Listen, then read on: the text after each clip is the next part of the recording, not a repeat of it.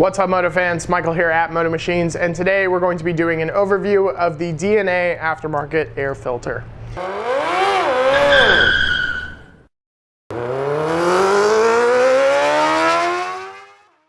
There's a couple benefits to taking your OEM air filter and hucking that thing in the garbage and replacing it with one of these aftermarket ones from DNA.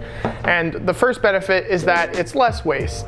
You're not constantly throwing away paper filters because these DNA filters are meant to be reused over and over and over again. And while it may cost more money up front than a regular OEM air filter, in the long run it will save you money because you can simply clean it, re-oil it, throw it back in the bike, and be good to go. So it's less waste and it's going to save you money in the long run. The second benefit is that you're going to make some power. OEM air filters are pretty restrictive, and while that is great for filtration, it often means that your bike is going to be down on power, and it's not going to be making as much as it would with this DNA filter, which is why we're throwing it in our Daytona 675 for our race bike build series, because since that is a track bike, we want to be making as much power as possible. But the great thing about these aftermarket air filters is that, specifically from DNA, is that this one has a couple layers of surgical gauze, which is already very tightly woven together and is great at airflow. But because it is so tightly woven together, it has a filtration efficiency of 98%. Basically what that means is that your bike isn't going to be sucking in a whole bunch of dirt and bugs and grime and other crap such as rubber from the track and some other stuff into the engine bay. It's going to get caught by this filter. And then on top of that surgical gauze, this is covered also in a aluminum mesh wiring that is coated in epoxy to prevent corrosion. So this aluminum mesh is going to really stop the big things from getting through, and then the surgical gauze is going to help prevent the tinier particles from getting into the engine. And the neat thing about DNA air filters is the oil that they use in their filters creates a static charge, a very small one, once it gets onto the cotton, basically. And that static charge is going to naturally pull things to it. So that means that even the tiniest particles are gonna not get into your bike, basically. It's gonna be attracted by the oil and the static charge, and it's gonna cling to it, and it'll stay there until you pull this out to be cleaned and re-oiled, basically. Now, oftentimes aftermarket exhausts, tuning, and aftermarket air filters go hand in hand. So if I were looking at an aftermarket air filter, I would also consider doing a tune at the same time, just to save yourself time and steps.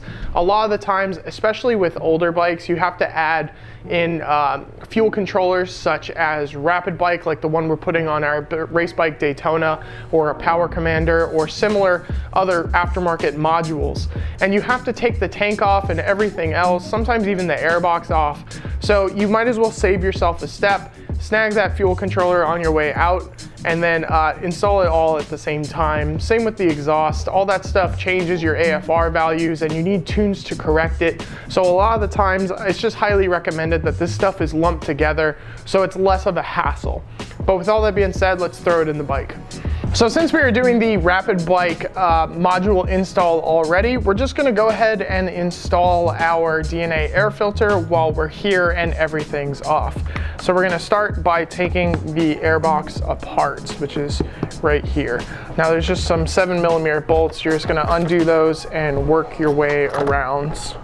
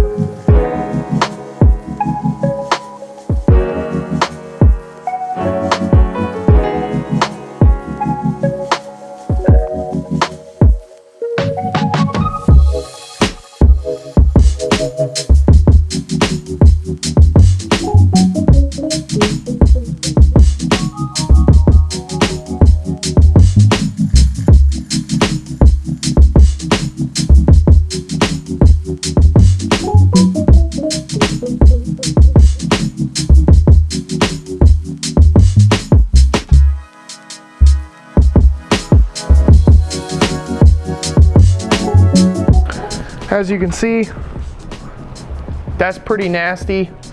This bike only has 6,000 miles on it, and that's what the air filter looks like.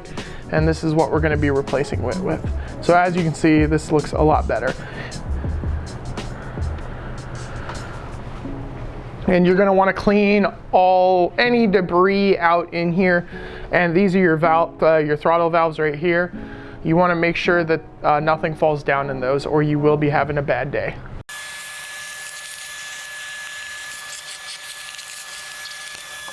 Okay, next up we're gonna install the DNA filter. It's easiest to just insert it into the lid and then push down onto the grooves. There we go. Everything's lined up, and just re-bolt everything up and you'll be good to go. As you can see, not that difficult of an install. The only thing left to do now is just reinstall the fairings and the tank, and you'll be good to go. That's all we got for you guys today. Thanks for tuning in. Make sure to like, comment, and subscribe. And if you're interested in more content like this, hit that notification bell to stay up to date on all the latest Moto Machines madness. Ride safe.